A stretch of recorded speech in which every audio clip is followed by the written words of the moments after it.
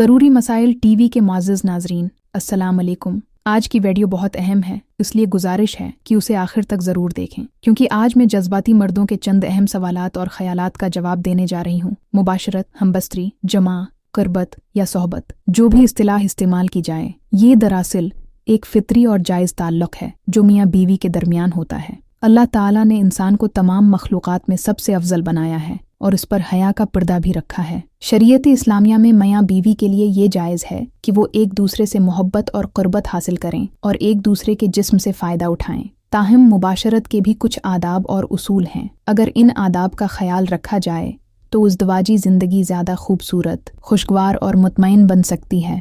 بدقسمتی سے آج کے دور میں فلموں اور غیر اخلاقی مواد سے متاثر ہو کر بہت سے لوگ اپنی شادی شدہ زندگی میں غلط طریقے اپنانے لگے ہیں، حالانکہ حقیقت اس سے بالکل مختلف ہے۔ میں آگے چل کر اس موضوع کو تفصیل سے بیان کروں گی۔